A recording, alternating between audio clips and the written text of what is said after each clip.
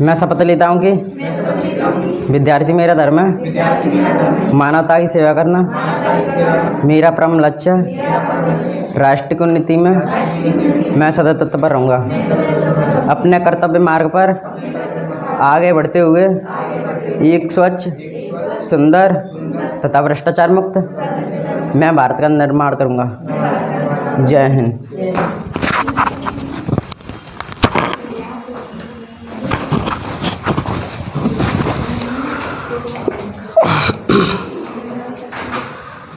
तो हम लोग वायुमंडल का अध्ययन कर रहे थे, पूरा वायुमंडल पढ़ लिए थे।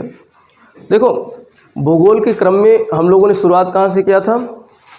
सौर मंडल से शुरुआत किया था। ठीक है, ब्रह्मांड की उत्पत्ति में हम लोगों ने देखा किस तरीके से जो है पूरे ब्रह्मांड की उत्पत्ति हुई है। उसके बाद में हमने अध्ययन किया सौर मंडल की उत्पत्ति कैसे हुई, तारों की उत्पत्ति कैसे हुई। ये सारी चीज़ें हम लोग यानी जो है खगोलकी का अध्ययन करने के बाद में फिर सीधे हम पहुंचते हैं स्थल मंडल पे, यानी सीधे ब्रह्मांड से कहाँ उतरते हैं? अपने पृथ्वी पर उतरते हैं। तो पूरे स्थल मंडल का अध्ययन करते हैं। स्थल मंडल में भी हम लोग जो है कहाँ से? पृथ्वी की गहराई से शुरू करते हैं। स्थल मंडल तो ऊपर वाला भाग हो गया, लेकिन आंतरिक संरचना से हम लोग शुरू करते हैं। पृथ्वी की आंतरिक संरचना जो लगभग 6000 किलोमीटर की गहराई से हम लोग शुरुआत करते हैं और वहाँ से चलते चलते धरातल पर आते हैं। देखते हैं पृथ्वी की आंतरिक संरचना 3 भागों में बांटी गई है। उसके बाद में हम लोग कहाँ चले जाते हैं? वायुमंडल में। भाई स्थल मंडल में तो बहुत सारी चीज़ें पढ़ते हैं, तो यहाँ आज रिवाइज करने का हमारा स्थल मंडल का टॉपिक नहीं है। फिर स्थल मंडल से हम लोग पहुँच जाते हैं, ये हमारा जो है हमारी पृथ्वी इस शेप में है, जो गड्ढे हैं उसमें पानी भरा हुआ है, इस शेप में है। फिर उसके बाद में हम लोग वायुमंडल का अध्ययन किए पूरा। इसके चारों तरफ, हमारी पृथ्वी के चारों तरफ जो है वायु का घेरा है। किसका घेरा है? वायु का घेरा है, हवाओं का घेरा है, जिसे क्या कहते हैं? वायुमंडल कहते हैं। क्योंकि वायु की अधिकता है, हवाओं की अधिकता है, इसीलिए इसको वायुमंडल कहते हैं। सिर्फ वायु ही नहीं है, इसमें बहुत सारे तत्व पाए जाते हैं, बहुत सारे जीव जंतु पाए जाते हैं।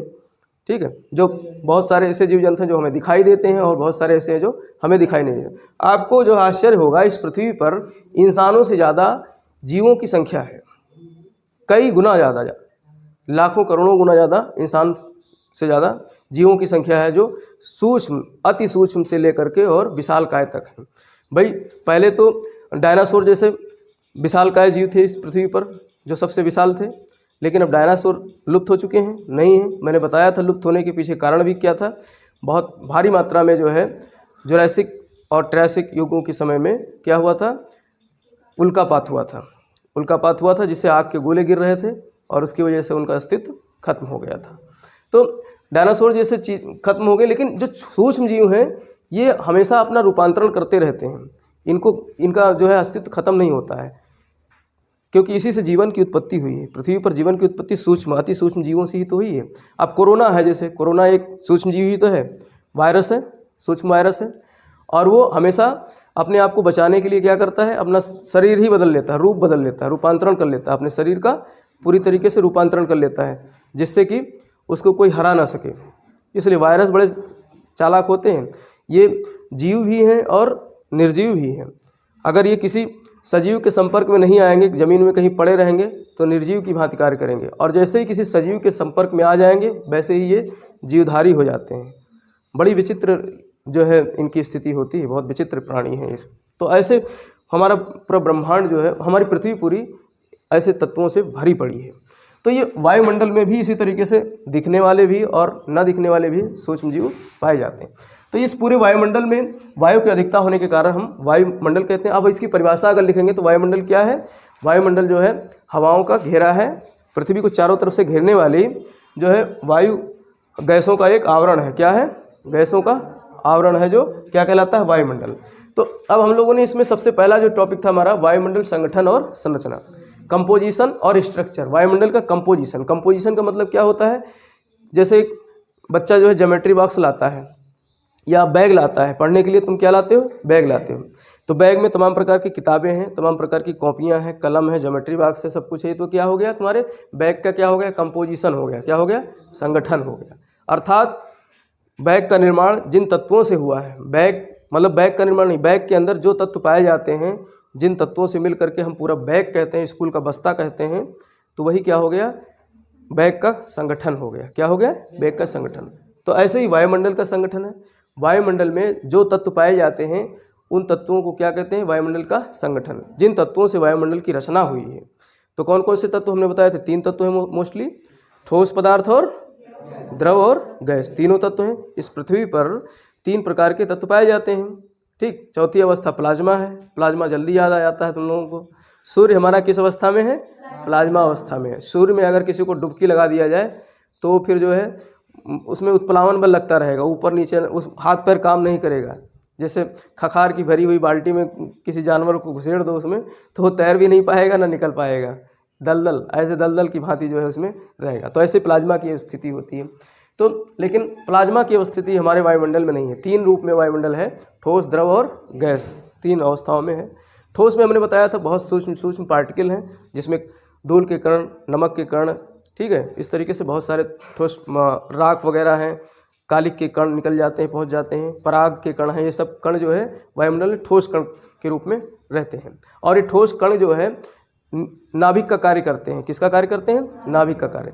इन्हीं कणों से आर्द्रता, नमी चिपक करके जो है बादलों का निर्माण करती है। अगर ये कण नहीं हो तो बादल नहीं बनेंगे। तो इसलिए ठोस कण भी है। और गैसीय अवस्था में तमाम प्रकार की गैसें हैं, जिसमें आपको 3-4 गैसों के नाम सीरियल से याद होने चाहिए। सबसे अधिक कौन सी गैस पाई जाती है? नाइट्रोजन 78%। दूसरे नंबर पे कौन सी गैस पाई जाती है? ऑक्सीजन 21%। तीसरे नंबर पे बताओ, कार्बन डाइऑक्साइड या आर्गन कौन सी पाई जाती है? कार्बन डाइऑक्साइड या आर्गन कौन सी पाई जाती है? तीसरे नंबर पे आर्गन गैस पाई जाती है। कौन सी पाई जाती है? आर्गन। ठीक है, ये कभी कंफ्यूज मत होना, बहुत लोग कंफ्यूज हो जाते हैं। और चौथे नंबर पे पाई जाती है CO2, कार्बन डाइऑक्साइड। तो ये 4 गैसों के क्रम को आपको याद रखना है, क्योंकि कार्बन डाइऑक्साइड हम उससे परिचित हैं, तो इसलिए हम समझ लेते हैं कि तीसरे नंबर पे कौन सी गैस है? कार्बन डाइऑक्साइड गैस है। लेकिन कार्बन डाइऑक्साइड गैस किस नंबर पे है? चौथे नंबर पे। नाइट्रोजन, ऑक्सीजन, आर्गन और कार्बन डाइऑक्साइड, ये चारों गैसों का सीरियल है। उसके बाद में बहुत सारी गैसें हैं। तो गैसें भी कैसी हैं? भारी और हल्की, 2 प्रकार की गैसें होती हैं, भारी और हल्की। अब जब भारी गैसें होंगी तो हमारी पृथ्वी की सतह के नज़दीक होंगी। भारी गैसें पृथ्वी की सतह के नज़दीक होगी, क्योंकि पृथ्वी गुरुत्वाकर्षण के कारण भारी चीज़ों को, मतलब हर चीज़ों को अपनी तरफ आकर्षित करती है। तो हल्की गैसें तो ऊपर उड़ जाएंगी, ऊपर रहेंगी, क्योंकि उनको पृथ्वी अपने गुरुत्वाकर्षण में बांधने में इतनी सक्षम नहीं है। लेकिन है भारी गैसें वो खींच करके आएंगी। जैसे एक पत्थर फेंकते हैं, एक रुई फेंकते हैं छत के ऊपर से, तो दोनों जो है, दोनों में सबसे तेज़ी से कौन गिरेगा? पत्थर गिरेगा, क्योंकि वो भारी है। पृथ्वी अपनी गुरुत्वाकर्षण से पत्थर को तेज़ी से खींच रहा है।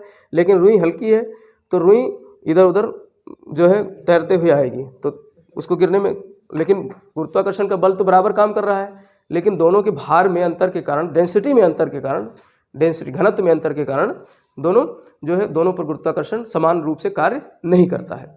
तो इस तरीके से जो हल्की गैसें हैं वायुमंडल में ऊंचाई भी पाई जाती हैं। कहाँ पाई जाती हैं? ऊंचाई पे। और भारी गैसें नीचे पाई जाती हैं। भारी गैसों में यही सब है, नाइट्रोजन, आपके ऑक्सीजन, कार्बन डाइऑक्साइड, ये सब पृथ्वी। और यही सब हमारे लिए क्या है? बहुत महत्वपूर्ण है। इसके अलावा जो हाइड्रोजन है, हीलियम है, जेनॉन है, ये सब हल्की गैसें हैं, रेयर गैसें हैं। ये सब वायुमंडल में ऊपर पाई जाती हैं, जिनका इतना महत्व नहीं है, लेकिन है, हर गैसों का महत्व है। तो और इसके अलावा द्रव के रूप में क्या पाया जाता है? आर्द्रता पाई जाती है वायुमंडल में। जलवाष्प पाया जाता है, जो द्रवीय अवस्था में, द्रव अवस्था में कह सकते हो, वैसे गैसीय अवस्था है वो, और लेकिन उसको द्रव की अवस्था में मान सकते हैं। क्या? जलवाष्प। जलवाष्प जो पृथ्वी से वाष्पोत्सर्जन और वाष्पीकरण की क्रिया से वायुमंडल में पहुंचते हैं। और यही जलवाष्प जो है ठोस कणों से चिपक करके, नमक के कण से, धूल के कण से, और जो है कालिख के कण से, इन सब से चिपक करके बादलों का निर्माण करते हैं। तो ये सारी चीज़ें हमने संगठन में अध्ययन किया। और संरचना का मतलब उसकी बनावट कैसी है, वायुमंडल की बनावट कैसी है, वायुमंडल की बनावट कैसी, परतें कैसी। जैसे पृथ्वी की आंतरिक संरचना हम लोग पढ़े। पृथ्वी की आंतरिक संरचना में हम लोगों ने देखा कि पृथ्वी को 3 भागों में बांटा गया है, पृथ्वी की आंतरिक संरचना को। ऐसे ही ऊपरी वायुमंडल को 5 परतों में बांटा गया है। मुख्य रूप से कितने परतों में बांटा गया है? 5 परतों में। तो हमने ये देखा कि जो हमारी पृथ्वी है, इसके नज़दीक वाली सतह क्या कहलाती है? इसके नज़दीक वाली परत क्या कहलाती है वायुमंडल की? क्षोभमंडल, जो लगभग कितने किलोमीटर तक? 10-12 किलोमीटर तक ऊंचाई पर है। कितने किलोमीटर तक? 10-12 किलोमीटर। उसके ऊपर जाएंगे तो कौन सी परत पाई जाती है? समताप मंडल। और इसके ऊपर जाएंगे तो मध्य मंडल, और इसके ऊपर जाएंगे तो बाह्य मंडल या बहिर्मंडल। तो इस तरीके से 5 मुख्य मंडल हैं। इसी में एक बहुत महत्वपूर्ण मंडल है जो समताप मंडल के अंदर ही पाई जाती है, जिसको क्या कहते हैं? ओजोन मंडल। कौन सी मंडल? ओजोन मंडल या ओजोन परत कहते हैं, जो कि लगभग 20-22-30 किलोमीटर तक लगभग मोटी परत है, जो आपकी 30 से लेकर के 40-50 किलोमीटर के बीच में पाई जाती है। कहीं मोटी है, कहीं पतली है, जहाँ और कहीं कहीं वो परत खत्म भी हो गई है। और जब अब ये परत क्या करती है? सूर्य से आने वाली पराबैंगनी किरणों को क्या करती है? रोकती है, और रोक करके पृथ्वी पर जीवन को संभव बनाती है। अगर पराबैंगनी किरणें, अल्ट्रावायलेट रेज सूर्य से पृथ्वी पर आ जाएं तो उससे क्या होगा भाई? हमारी त्वचा झुलस जाएगी, मोतियाबिंद जैसे रोग हो जाएंगे आँखों में, ठीक है। जीव और घास वगैरह, दूब वगैरह हैं, हर एक पेड़ पौधे हैं, ये सब झुलस जाएंगे। तो इसलिए अल्ट्रावायलेट रेज को रोकती हैं कौन? ओजोन परत, ओजोन गैस। इसका फार्मूला क्या है? O3। इसका फार्मूला क्या है? O3। ओजोन का फार्मूला क्या है? O3। ऑक्सीजन का फार्मूला क्या है? O2। ऑक्सीजन का फार्मूला क्या है? O2। तो इसमें ऑक्सीजन का एक मॉलिक्यूल मिल जाता है तो ओजोन का निर्माण हो जाता है। अब ये ओजोन काफ़ी महत्वपूर्ण है, इसीलिए ओजोन को क्या कहा गया है? पृथ्वी का रक्षा कवच कहा गया है। क्या कहा गया है? रक्षा कवच, क्योंकि पृथ्वी को बचाती है इन खतरनाक किरणों से। तो इस तरीके से ये सारा चीज़ क्या कहलाता है? वायुमंडल की संरचना। दूसरा टॉपिक हम लोग पढ़े थे सूर्य तप एंड तापमान। सूर्य तप और तापमान। सूर्य तप, सूर्य के ताप को क्या कहते हैं? सूर्य तप। भाई शब्दों का सारा खेल है, शब्द को आप समझ लो, शब्द को उनको तोड़ना सीख जाओ, शब्दों को पकड़ना सीख जाओ, बस सारी परिभाषा आप निकालना सीख जाओगे। तो सूर्य तप, सूर्य के ताप को क्या कहते हैं? सूर्य तप। अब सूर्य का ताप जो है सीधे पृथ्वी पर आती है, किसी न किसी रूप में, विकिरण के रूप में आती है, तो उसे सौरिक विकिरण भी कहते हैं। सूर्य तप को क्या कहते हैं? सौरिक विकिरण। भाई सूर्य का ताप, हमने बताया था कि सूर्य के अंदर हाइड्रोजन गैस हीलियम गैस में संलयित हो रही है। किस गैस में? हाइड्रोजन गैस हीलियम गैस में संलयित हो रही है, जिसके कारण सूर्य में अपार ऊर्जा निकलती है। क्या निकलती है? अपार ऊर्जा। और ये आज से नहीं, बहुत सनातन समय से, जब से सूर्य की उत्पत्ति हुई तब से सूर्य में जो है एनर्जी है, और अभी तक सूर्य अपनी आधी लाइफ को जी चुका है और आधी लाइफ अभी उसकी बची है सूर्य की। तो जब तक सूर्य है इस जो है हमारे सौरमंडल में, तब तक सौरमंडल का अस्तित्व है। सूर्य जिस दिन ख़त्म हो जाएगा, या तो वो जो है किसी ब्लैक होल में कन्वर्ट हो जाएगा या फिर व्हाइट ड्वार्फ में कन्वर्ट हो जाएगा। सब मैंने बताया था किस तरीके से कोई तारा जो है, सूर्य भी एक तारा है। क्या है? सूर्य भी एक तारा है। तारे का भी अपना जीवन होता है, जीवन चक्र होता है। इस ब्रह्मांड में जाने कितने तारे जन्म लेते हैं, कितने तारे खत्म हो जाते हैं, अपने जीवन को पार करके और ख़त्म हो जाते हैं। भाई हम यहाँ पृथ्वी पर रहते हैं तो अपने जीवन से तुलना करते हैं ना, कि हमारी लाइफ इतनी है।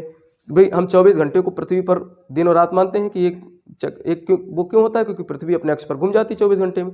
लेकिन चंद्रमा पे अगर रहने चले जाओ तो वहाँ पर वो 28-29 दिन में अपने अक्ष पर एक बार घूमती है, बहुत धीरे धीरे घूमती है। तो वहाँ पर 28 दिन बाद जो है सूर्य निकलेगा, चंद्रमा पे जाओगे रहने के लिए। भाई चंद्रमा ऐसे धीरे धीरे घूम रही है। अब सूर्य के मतलब ये वाला हिस्सा सूर्य पे आने के लिए, सूर्य के सामने आने के लिए 28 दिन का समय लगेगा। 28 दिन और 1/4 दिन का समय लगेगा, जो पृथ्वी का दिन है। तो इस तरीके से, और दूसरे ग्रह में किसी चले जाओगे तो उनके सबके अपने अपने घूर्णन के कारण जो है दिन रात वहाँ पर लंबे और छोटे होते चले जाते हैं। तो पृथ्वी पे चूँकि 24 घंटे में अपने अक्ष पर घूम जाती है पृथ्वी, इसलिए 24 घंटे का दिन और रात होता है। तो इस तरीके से जो है सूर्य के अंदर जो है उसकी अपनी ऊर्जा है, जो हाइड्रोजन हीलियम में कन्वर्ट हो रही, इस वजह से वहाँ पर एनर्जी उत्पन्न हो रही, और वही एनर्जी सूर्यातप के रूप में पृथ्वी पर आती है, जो कि सौरिक विकिरण कहलाती है। और किस रूप में आती है? सूक्ष्म तरंगों के रूप में आती है। किस रूप में आती है? सूक्ष्म तरंगों के रूप में आती है। सूक्ष्म तरंगों में तरंग दैर्घ्य जो होता है बहुत सूक्ष्म होता है। तरंग दैर्घ्य, इसको क्या बोलते हैं? तरंग दैर्घ्य। फिजिक्स में पढ़ा होगा तरंग दैर्घ्य। तो अब जब तरंग दैर्घ्य जो है इसमें गैप कम है तो ये बहुत ज़्यादा पावरफुल होती हैं। क्या होती हैं? बहुत ज़्यादा पावरफुल होती हैं, बादल को चीरते हुए निकल आती हैं पृथ्वी पर। इसीलिए सौरिक विकिरण पृथ्वी पर आ जाती हैं, और आने का इनका टाइम भी बहुत कम है, बहुत जल्दी आ जाती हैं। 8 मिनट कुछ सेकंड में पृथ्वी पर आ जाती हैं। ठीक, तो इस तरीके से इसको क्या कहते हैं? सौरिक। तो ये लघु तरंगों के रूप में चलती हैं। अब यहाँ पृथ्वी पर आएंगी तो पृथ्वी गर्म होगी। पृथ्वी गर्म होगी तो पृथ्वी, चूँकि रात में सूर्य छिप गया, जिस स्थान पे सूर्य नहीं दिखाई दे रहा है वहाँ पर पृथ्वी भी अपनी ऊष्मा को बाहर निकालेगा, मौका मिल जाएगा, तो उसको क्या बोलते हैं? भौमिक विकिरण। और भौमिक विकिरण की तरंगें जो होती हैं वो दीर्घ होती हैं, उनमें जो गैप होता है तरंग दैर्घ्य में ज़्यादा होता है। तो जब ज़्यादा गैप होगा, कोई रास्ते में मिलेगा उसको तुरंत रोक देगा, कहेगा हट यहीं रुक, कहाँ जा रहा है, तेरे पास तो इतना पावर ही नहीं है। तो उसको रोक देती हैं। इसीलिए बादल बादल जो पड़ते हैं, बादल बादल क्या करते हैं, भौमिक विकिरण को रोक देते हैं। इसीलिए हमारा वायुमंडल जो है नीचे से गर्म होता है, हमारा वायुमंडल नीचे से। तभी तो हम कहते हैं कि ऊंचाई पे बढ़ने के साथ तापमान क्या होता है, कम होता जाता है। ऊंचाई के साथ बढ़ने के साथ तापमान कम होता जाता है, ये प्राकृतिक नियम है। और जब इसका उल्टा कहीं हो जाता है तो उसको कहते हैं तापमान का व्युत्क्रमण। क्या कहते हैं, तापमान का व्युत्क्रमण, इन्वर्जन ऑफ टेम्परेचर। अर्थात ऊंचाई बढ़ने के साथ तापमान में वृद्धि होने लगे तो उसे ही क्या कहते हैं, तापमान का व्युत्क्रमण। नियम के विपरीत हो रहा है ना, और इसकी कई दशाएं होती, हमने सब बताया था। ठीक, तो ये भौमिक विकिरण और सौरिक विकिरण हो गया। अब जब विकिरण हमारी पृथ्वी पर आएगा, विकिरण कई चीज़ों को लेकर आता है, कई प्रकार की जो किरणें आती हैं, ठीक, जिसमें कुछ फायदेमंद भी होती है, जैसे विटामिन डी है, ये भी तो एक किरण है। विटामिन डी आती है तो ठंडियों में अगर हमको मिल जाए विटामिन डी तो हमारे शरीर जो है प्रफुल्लित हो जाते हैं, हड्डियां जो है खुल जाती हैं। और अगर कई दिन सूर्य छिप जाए तो हमारी उंगलियां तक नहीं खुल पाती हैं पूरी तरीके से, बोल नहीं पाते हैं, टंग हमारी, जबान हमारी सही पूरी तरीके से नहीं खुल पाती है। क्यों? क्योंकि सूर्य की विकिरण नहीं आ पा रही है, विटामिन डी शरीर को नहीं मिल पा रहा है। और इसके अलावा बहुत सारी खतरनाक, जैसे एक्स रेज है, अल्ट्रावायलेट रेज है, ये सब खतरनाक गैसें आती हैं जो हमारे शरीर को नुकसान करती हैं। तो बहुत सारी विकिरण आती हैं। और साथ में क्या आता है, ऊष्मा और ताप भी आता है। साथ में क्या आता है, ऊष्मा और हीट भी आता है, साथ में हीट भी आता है। तो वो हीट जब है पृथ्वी पर, भाई हमने बताया कि सूर्य जो है हमारी पृथ्वी पर कर्क और मकर रेखाओं के बीच में ही रहता है। ये भूमध्य रेखा है और ये कर्क रेखा, ये मकर रेखा है, इन्हीं दोनों के बीच में रहता है। तो इसके बाहर सूर्य की किरणें क्या हो जाएंगी, तिरछी पहुंचेंगी। इसके बाहर सूर्य की किरणें तिरछी पहुंचेंगी कर्क और मकर रेखा के बीच। तो तापमान वहाँ पर क्या होगा, कम होगा। जैसे जैसे हम भूमध्य रेखा से उत्तर जाएंगे या दक्षिण में जाएंगे, तापमान कम होता जाएगा। तो इसलिए तापमान में पृथ्वी पर विसंगतता, मतलब विभिन्नता पाई जाती है, विसंगति पाई जाती है, तापमान में विसंगति पाई जाती है। तो इसी वजह से ताप कटिबंधों का क्या होता है, निर्माण होता है। पृथ्वी पर ताप कटिबंधों का निर्माण होता है। तो हमने देखा था कर्क और मकर रेखा वाला जो ताप कटिबंध था उसको क्या कहते हैं, उष्ण ताप कटिबंध, उष्ण ताप कटिबंध, क्योंकि यहाँ पर गर्मी ज़्यादा है। इसके अलावा यहाँ से लेकर के और जो है लगभग 66.5 डिग्री तक का क्षेत्र जो है वो 66.5 कह रहे हैं, ये हो गए 23.5, हाँ ठीक, और ये हो गए 66.5 डिग्री। तो ये वाला क्षेत्र क्या कहलाता है, शीतोष्ण कटिबंध। ऐसे दक्षिण गोलार्ध में शीतोष्ण कटिबंध। और 66.5 से लेकर के 90 तक का क्षेत्र क्या कहलाता है, शीत कटिबंध। क्या कहलाता है, शीत कटिबंध। तो 3 प्रकार के, एक गोलार्ध में 3 प्रकार के कटिबंध पाए जाते हैं, उष्ण कटिबंध, शीतोष्ण कटिबंध और शीत कटिबंध। भाई इधर पूरी शीत है और इधर पूरा उष्ण है, और दोनों के बीच का क्षेत्र क्या कहलाता है, शीतोष्ण। शीतोष्ण में दोनों शब्द आ गए, शीत धन उष्ण। इसकी भी विशेषता है और इसकी भी विशेषता है, इसलिए शीतोष्ण संक्रमण पेटी है। ये क्या है, संक्रमण पेटी। कभी कभी प्रश्न आ जाएगा, दे देगा उष्ण, शीतोष्ण, शीत, निम्न में से कौन सी जलवायु या ताप कटिबंध, कौन सा ताप कटिबंध क्या है, संक्रमण पेटी है। कौन सा ताप कटिबंध, संक्रमण पेटी है। तो कौन सा, शीतोष्ण, जिनमें दोनों की विशेषता पाई जाएगी उसको क्या कहते हैं, संक्रमण पेटी। तो अब इन दोनों के बीच में जो है, इन कटिबंधों के बीच में एक ऐसी पेटी पाई जाती है जहाँ पर जो है जैसे 30 से 35 के बीच का एरिया हो गया, 30 से 35 के बीच, और इसी प्रकार से 0 से 5 के बीच का एरिया हो गया, 0 से 5 उत्तरी गोलार्ध, दक्षिणी गोलार्ध। जहाँ पर क्या होता है, यहाँ पर एक विशेष प्रकार की विशेषताएं पाई जाती हैं। जैसे यहाँ पर एकदम बिल्कुल निम्न दाब होगा, क्या होगा, निम्न दाब। गर्मी यहाँ ज़्यादा होगी तो 0 से 5, 0 से 10 डिग्री तक की जो एरिया होता है वहाँ पर निम्न दाब पाई जाती है हवाओं का, क्योंकि तापमान ज़्यादा है। इसी प्रकार से 30 से 35 वाले, जहाँ पर आप याद करो मैंने हॉर्स लैटिट्यूड पढ़ाया था, अश्वक्षांश 30 से 35 डिग्री पे घोड़े वाली कहानी बताई थी। घोड़ों से लदा हुआ नाव जो है जा रहा था और इस अक्षांश पे पहुँच, यहाँ पे जो है हवाएं उतरती हैं, यहाँ पर हवाएं उतरती हैं, यानी प्रतिचक्रवात बनता है। हम प्रतिचक्रवात में हवाएं ज़मीन पे उतरती हैं, चक्रवात में ऊपर उठती हैं। तभी तो देखा हो कि चक्रवात में ऐसे ऐसे हवाएं चलती हैं, जो है बवंडर जो देखा होगा गाँव में, ऐसे ऐसे चलती हैं, नीचे से ऊपर हवा चलती है। तभी उसमें कोई पड़ जाए अगर तो उसको ऊपर उठाकर फेंक देती हैं ले जा करके और दूर गिराती हैं। और प्रतिचक्रवात में नीचे गिरेंगी तो बड़ा मौसम सुहाना हो जाता है हवाएं जो है। तो यहाँ पर जो है समुद्र में प्रतिचक्रवात की दशाएं थी, तो नावों पे प्रेशर मार रही थी हवाएं, और नाव में जो घोड़े लदे थे वो डूबने लगे थे। तभी इसीलिए 30 से 35 डिग्री वाले अक्षांश को क्या कहा जाता है, अश्वक्षांश कहा जाता है। तो ये उच्च दाब के केंद्र हो गए, ये क्या हो गए, उच्च दाब के केंद्र हो गए। इसी प्रकार से 60 से 65 वाले क्षेत्र में निम्न दाब का केंद्र बनता है। अब यहाँ निम्न दाब का केंद्र कैसे बनता है, क्योंकि पृथ्वी अपने अक्ष पर घूम रही है तो हवाएं क्या हो जाती हैं, यहाँ से बाहर फैल जाती हैं। तो यहाँ हवाएं जब बाहर चली जाएंगी तो क्षेत्र क्या हो जाएगा, यहाँ पर हवाओं का दबाव कम हो जाएगा, तो निम्न दाब की पेटी बन जाती है। और शीत कटिबंध में 90 डिग्री पे क्या बन जाता है, उच्च दाब का केंद्र बन जाता है। तो यहाँ पर उष्ण कटिबंधीय निम्न दाब, शीतोष्ण कटिबंधीय उच्च दाब, और जो है यहाँ पर जो है उपध्रुवीय निम्न दाब, कौन सा, निम्न दाब, और शीत कटिबंधीय उच्च दाब। इस तरीके से ये जो है पेटियां बन जाती हैं दबाव की, कौन सी, दबाव की, हवाओं के दबाव की। और इन पेटियों के कारण हवाएं उत्पन्न होती हैं जिसको बोलते हैं ग्रहीय पवनें। कौन सी पवनें, ग्रहीय पवनें।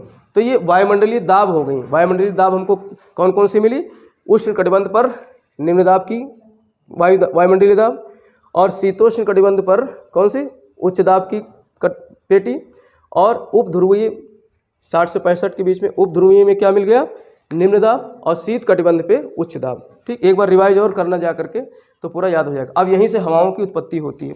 भाई यहाँ निम्न दाब है तो हवाएं इधर से चलेंगी किस तरफ, निम्न दाब की तरफ। यहाँ उच्च दाब है, और ऐसे ही यहाँ पर उच्च दाब है, यहाँ निम्न दाब है, तो हवाएं उच्च दाब से निम्न दाब की तरफ चलेंगी। और यहाँ पर उच्च दाब है, यहाँ निम्न दाब है, तो ऐसे ये 3 प्रकार की क्या चलती हैं, ग्रहीय पवनें, जिसमें कौन कौन सी होती हैं, एक ट्रेड विंड्स होती हैं, कौन सी पवनें, व्यापारिक पवनें। मैंने कहानी पूरी बताई थी, व्यापारिक पवनें क्यों कहते हैं, क्योंकि व्यापार होता था इस समय इस क्षेत्र में। और पहले जहाज कैसे होते थे, पाली युक्त, पाल वाले जहाज होते थे, और हवाओं का इंतजार करते थे, तभी इसी कारण इसको व्यापारिक पवनें कहा जाता है। और पछुआ हवाएं, इसके ऊपर कौन सी हवाएं चलती हैं, शीतोष्ण कटिबंध में कौन सी हवाएं चलती हैं, पछुआ हवाएं, पश्चिम से पूरब की तरफ। पूरी तरीके से पश्चिम से पूरब नहीं, ऐसे नहीं, क्योंकि हवाएं अपने उत्तरी गोलार्ध में दाहिने मुड़ जाती हैं, तो दक्षिण पश्चिम से उत्तर पूरब की तरफ चलती हैं, दक्षिण पश्चिम से उत्तर पूरब की तरफ। इसी प्रकार से जो है शीत कटिबंध में कौन सी हवाएं चलती हैं, ध्रुवीय हवाएं, ध्रुव से आती हैं, इसलिए क्या कहते हैं इनको, ध्रुवीय हवाएं। तो 3 प्रकार की हमने कौन सी हवाओं का अध्ययन किया था, ग्रहीय हवाओं का। कौन सी हवाओं का, ग्रहीय। इसको सनातनी हवन या प्लेनेटरी विंड्स भी कहते हैं, ग्रहीय हवाएं या जो है प्लेनेटरी विंड। 3 प्रकार की, कौन कौन सी, याद करो मेरे साथ, व्यापारिक पवनें, पछुआ पवनें और ध्रुवीय हवाएं। अब यही पछुआ हवाएं भारत में आती हैं, उत्तरी भारत में, कश्मीर वगैरह में। कहाँ से आती हैं, भूमध्य रेखा से, भूमध्य सागर से आती हैं। तो हमारे भारत में क्या कराती हैं, ठंडियों में वर्षा कराती हैं। भारत में ठंडियों में क्या कराती हैं, वर्षा कराती हैं, जिसके कारण हमारे आगरा वाले क्षेत्र में, पश्चिमी भारत में, दिल्ली में, और राजस्थान के क्षेत्र में, पंजाब वाले क्षेत्र में, हरियाणा वाले क्षेत्र में, जम्मू कश्मीर वाले क्षेत्र में ठंडियों में क्या होती है, वर्षा होती है। तो ये किसके कारण होती है, पछुआ हवाओं के कारण होती है, जिसको पछुआ विक्षोभ कहते हैं, क्योंकि वो चक्रवात के रूप में हवाएं आती हैं, तो इसलिए पछुआ विक्षोभ कहते हैं। तो ये ग्रहीय पवन होगी। इसके अलावा हमने कुछ मौसमी और सामयिक हवाओं, स्थानीय पवनों का अध्ययन किया था। सामयिक मतलब समय समय के साथ उसमें परिवर्तन होता है, मौसम के साथ उसमें परिवर्तन होता है। जैसे दिन और रात की हवाएं, दिन और रात में हवाएं चलती हैं। तो समुद्र और जो है स्थल समीर, समुद्र समीर और स्थल समीर का अध्ययन किया। इसी प्रकार से घाटी समीर और पर्वत समीर का अध्ययन किया, घाटी समीर और पर्वत समीर का अध्ययन किया। ये सब एक बार देख लेना, कौन सी हवाएं कब चलती हैं। जैसे समुद्र समीर कब चलेगी, दिन में चलेगी, समुद्र समीर दिन में चलेगी। इसी प्रकार से स्थल समीर रात में चलेगी। तो इस तरीके से ये सब आप जो है एक बार देख लेना, जा करके अपने नोट्स को रिवाइज कर लेना। ऐसे घाटी समीर है, और घाटी समीर घाटी से पर्वत की तरफ चलती है, और पर्वत समीर पर्वत से घाटी की तरफ चलती है। जैसे ये पर्वत है और ये घाटी है, घाटी से ऐसे चलेगी तो क्या कहलाएगी, घाटी समीर, और पर्वत से नीचे घाटी की तरफ आएगी तो क्या कहलाएगी, पर्वत समीर। ठीक, ये सब कॉन्सेप्ट पूरा मैंने बता दिया था, सब देख लेना एक बार और। तो ये सब क्या कहलाता है, सामयिक पवन या मौसमी पवन। इसके अलावा स्थानीय पवनों का हमने अध्ययन किया। लोकल विंड्स, जैसे उत्तरी भारत में गर्मियों में क्या चलती है, लू चलती है। तो ये कैसी है, स्थानीय पवन है, भारत में चलती है। भारत में इसको क्या कहते हैं, लू कहते हैं। अभी चल रही है लू, गर्मियों में दिन में लू चलती है ना, तो ये कैसी पवन हो गई, स्थानीय पवन। कहाँ से चलती है, राजस्थान के थार के मरुस्थल से निकलती हैं, और जो है गर्म होती है, और क्या होती है, शुष्क होती है, नमी नहीं होती, इसलिए गर्म और शुष्क होती है। इसी प्रकार से जो है अमेरिका में चलती है, अमेरिका में रॉकीज पर्वत पे चलती है, कौन सी, चिनूक या चिनूक, मैंने बताया था। रॉकीज पर्वत पे कौन सी हवा चलती है, चिनूक या चिनूक। जैसे ये अमेरिका हो गया, यहाँ पर क्या है, रॉकी पर्वत है। रॉकी पर्वत से इधर से हवा आती है क्रॉस करके रॉकी पर्वत को, और इस तरफ वाले क्षेत्र में गर्म और शुष्क हवाएं चलती हैं, जिसको क्या कहते हैं, चिनूक हवा। और ये चिनूक हवा जो है चूँकि गर्म होती है और सूखी होती है, तो इस क्षेत्र में जो है यहाँ पर हिम पाए जाते हैं। कनाडा वगैरह क्षेत्र में यहाँ पर क्या है, बर्फ़ पाए जाते हैं। तो इस बर्फ़ को क्या करती हैं, पिघला देती हैं, बर्फ़ को पिघला देती हैं। इसीलिए चिनूक को कहते हैं हिमभक्षणी। क्या कहते हैं, हिमभक्षणी। हिम को खाने वाली, हिम को पिघलाने वाली, तो चिनूक क्या कहलाती है, हिमभक्षणी। इसी प्रकार से यूरोप में आल्प्स पर्वत के समीप फॉन नामक हवा चलती है, गर्म और शुष्क हवा। कौन सी, फॉन।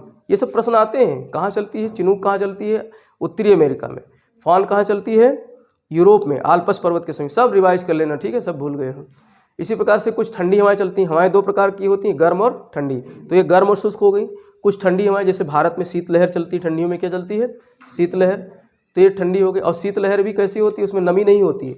जब शीतलहर चलती है तो हमारे होंठ क्या हो जाते हैं, फटने लगते हैं, हम बीमारी पड़ने लगती है, हाथ पैर के पंजे क्या हो जाते हैं, फट जाते हैं, गहरे गहरे गड्ढे हो जाते हैं, उसमें चाकू घुसेड़ दो। बहुत लोग गांव में क्या करते हैं, मोम को पिघला करके और लगाते हैं। हमारी दादी वादी क्या करती थी, जो है चाकू को गर्म करके और उसको रिपेयर करती थी अपने एड़ियों को।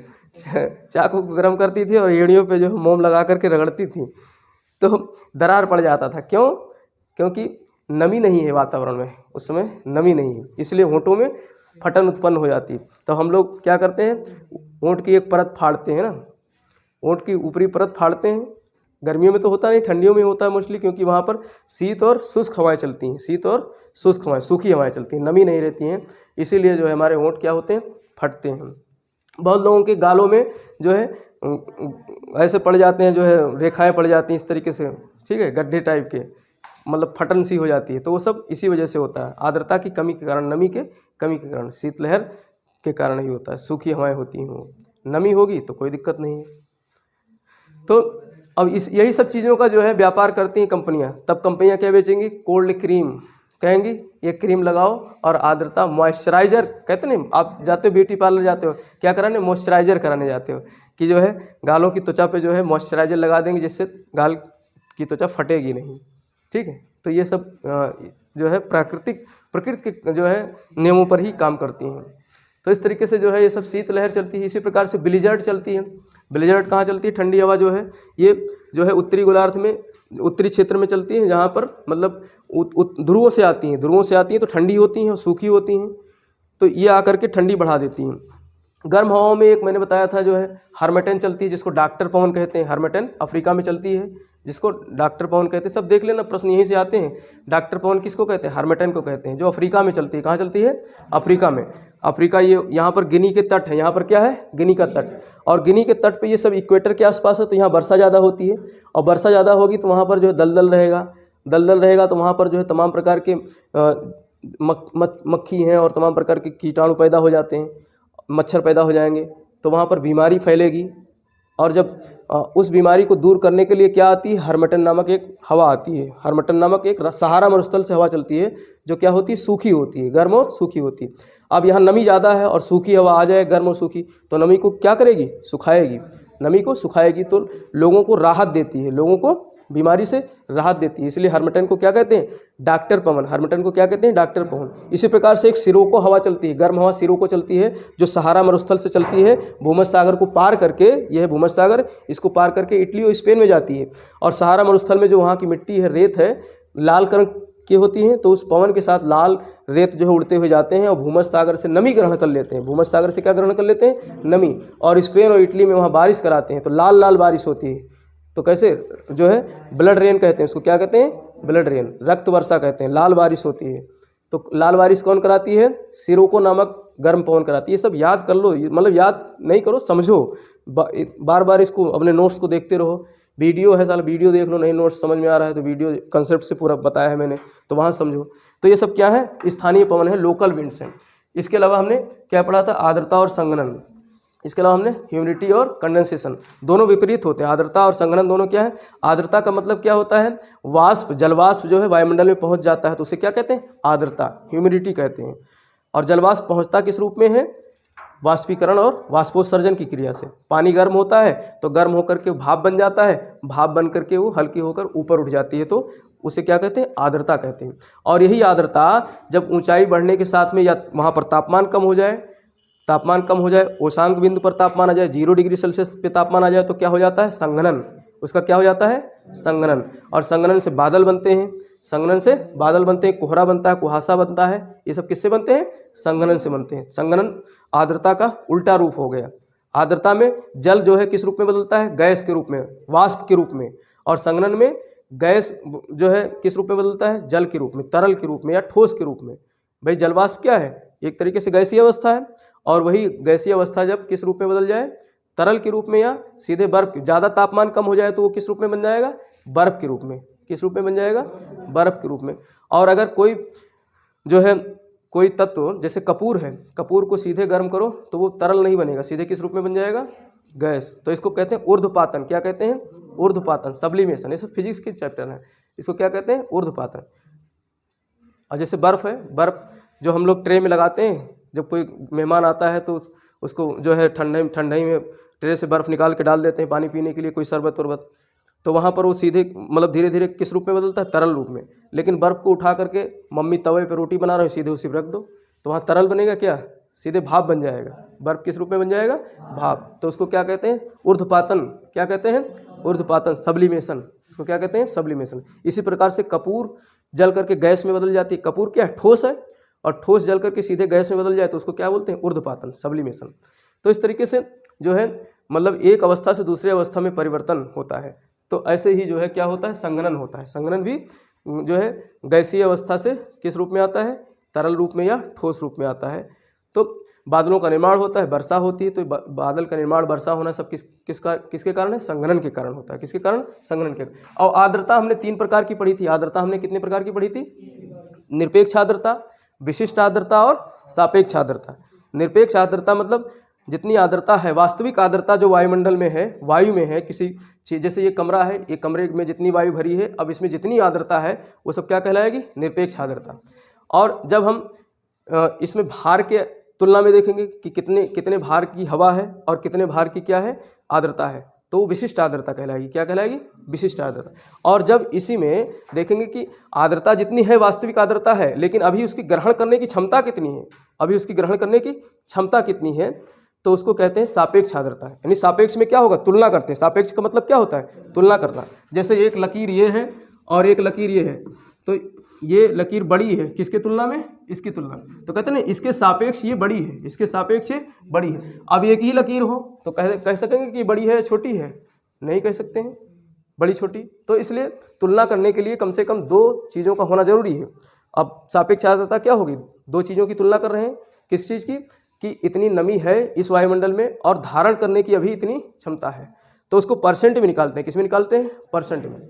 जैसे निरपेक्ष आर्द्रता मान लेते हैं 5 है, 5 ग्राम निरपेक्ष आर्द्रता है, धारण करने की क्षमता उसकी कितनी है, 10 ग्राम है। तो इसको हम परसेंट में निकालेंगे। परसेंट में निकालने के लिए 100 से मल्टीप्लाई कर देंगे, तो ये कितना हो जाएगा, 50%। भाई 50% हो जाएगा ना। 10% तो धारण करने की उसकी क्षमता है, 10 ग्राम धारण करने की क्षमता है, और है कितनी वास्तविक, 5 ग्राम, तो अभी आधा और धारण कर सकती है, तो ये 50%। और जब सापेक्ष आर्द्रता 100% हो जाएगा तो वहाँ पर बारिश होने की संभावना बढ़ जाती है। इसीलिए गर्मियों में देखा होगा खूब जब नमी ज़्यादा आ जाती है, आर्द्रता वाली जुलाई अगस्त की गर्मी जो होती है उसमें नमी भी होती है और गर्मी भी होती है, तो वो धीरे धीरे जब आर्द्रता बढ़ती जाती है, 100% हो जाती है, तो एकदम से बारिश होने लगती है, एकदम से बारिश होने लगती है। और जब बारिश होकर के नमी निकल जाती है वायुमंडल से, तो फिर थोड़ा सा मौसम सही हो जाता है। नहीं तो बिल्कुल पसीना निकलता रहेगा, सूखेगा नहीं। क्यों नहीं सूखता है, क्योंकि नमी ऑलरेडी वायुमंडल में है और हमारे शरीर से भी नमी निकल रही है, तो सूखेगा ही नहीं। अब आजकल की गर्मी क्या है, पसीना सूख जाता है, जैसे पंखे के नीचे आप जाओगे पसीना सूख जाता है, तो ये ज़्यादा परेशान करने वाली गर्मी नहीं होती। तो इस तरीके से ये आर्द्रता और संघनन हो गया। फिर इसके बाद हम लोगों ने बादलों का वर्गीकरण देखा था। बादल को हमने देखा था 3 भागों में बांटा गया था। भाई बादल संघनन से ही बनते हैं। जब संघनन ऊपरी वायुमंडल में होता है तो बादल बन जाते हैं, संघनन नीचे होता है तो कोहरा कुहासा बन जाता है। बादल एक कोहरा कुहासा ही तो है जो ऊपरी वायुमंडल में बनता है। भाई ठंडियों में आप कोहरा में घूमो तो ऐसा लगेगा कि हम बादल में घूम रहे हैं, बिल्कुल फीलिंग बादल वाली आएगी। हवाई जहाज़ में बैठ करके बादलों में निकल जाते हो, ऐसे ही आप सोचो कि कोहरे में घूम रहे हैं तो हम वायुमंडल में बादलों में उड़ रहे हैं। तो इस तरीके से धरातल पे जब संघनन होता है तो कोहरा कुहासा बनता है। इसी मैंने बताया था ओस बनना, ओस पाला मार जाना, ये सब चीज़ें हमने बताई थी। तो बादलों के वर्गीकरण में हमने देखा था बादल को 3 भागों में बांटा गया है, निम्न बादल, मध्य बादल और उच्च बादल। 2 किलोमीटर तक धरातल, ये धरातल है, धरातल के 2 किलोमीटर तक निम्न बादल होते हैं। कौन से बादल? निम्न बादल। और 2 से लेकर 6 किलोमीटर तक कौन से बादल होते हैं? मध्य बादल। और 6 से लेकर 12 किलोमीटर तक कौन से बादल होते हैं? उच्च बादल। तो उच्च बादल में हमने 3 कैटेगरी देखी थी, पच्छाव, सिरस जिसको बोलते हैं। सबसे ऊपर बादल कौन से होते हैं? सिरस होते हैं, जो किसका पहचान होते हैं? चक्रवात के। पच्छाव में किसकी पहचान होते हैं? पच्छाव में वायुमंडल में आ गए बादल आकाश में, तो क्या पहचान है कि चक्रवात आने वाला है। इसके अलावा हमने देखा था 2 और प्रकार जो है, एक तो जो है कपासी और दूसरी स्त्री।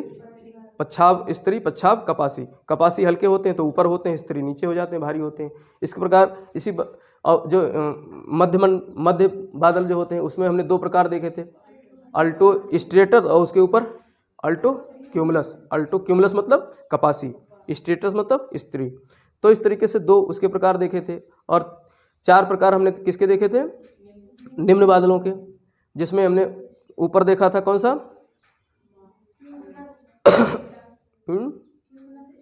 हाँ, क्यूमुलस स्ट्रेटस।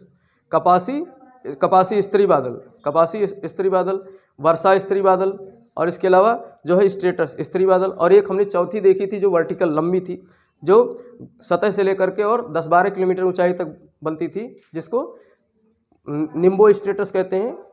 निम्बो स्ट्रेटस, निम्बो मतलब क्या हो गया? वर्षा स्त्री। कौन सी? वर्षा कपासी, कपासी वर्षा बादल। कौन सी? कपासी वर्षा बादल। तो इसमें क्या होती है? अधिक वर्षा होती है, बादल एकदम से आ जाते हैं। इसमें हवाएं कैसे चलती हैं? अपवर्ड और डाउनवर्ड, दोनों हवाएं एक दूसरे टकराती हैं। तो बादलों में जो है क्या होती है? चमक और गरज उत्पन्न होती है, चमक और गरज के साथ वर्षा कराती हैं। तो इस तरीके से बादलों का वर्गीकरण हमने देखा। और चक्रवात और प्रतिचक्रवात पिछले लेक्चर में हमने देखा ही, समझा भी दिया है क्या है। चक्रवात एक्चुअली निम्न दाब के केंद्र हैं, प्रतिचक्रवात उच्च दाब के केंद्र हैं। यानी केंद्र में जब हवाओं का दबाव न्यून होता है, निम्न होता है, तो वहाँ चक्रवात उत्पन्न होते हैं। और केंद्र में जब हवाओं का दबाव उच्च होता है तो वहाँ पर प्रतिचक्रवात में हवाएं केंद्र से बाहर जाती हैं और चक्रवात में हवाएं बाहर से केंद्र की तरफ आती हैं। उत्तरी गोलार्ध में चक्रवात जो है एंटी क्लॉकवाइज घूमती हैं। कौन से क्लॉकवाइज? Anti clockwise. और दक्षिणी गोलार्ध में चक्रवात क्लॉकवाइज घूमती हैं। और प्रतिचक्रवात उत्तरी गोलार्ध में कौन से क्लॉकवाइज? क्लॉकवाइज घूमती हैं। प्रतिचक्रवात उत्तरी गोलार्ध में प्रतिचक्रवात क्लॉकवाइज घूमती हैं और दक्षिणी गोलार्ध में एंटी क्लॉकवाइज। उल्टा है दोनों में।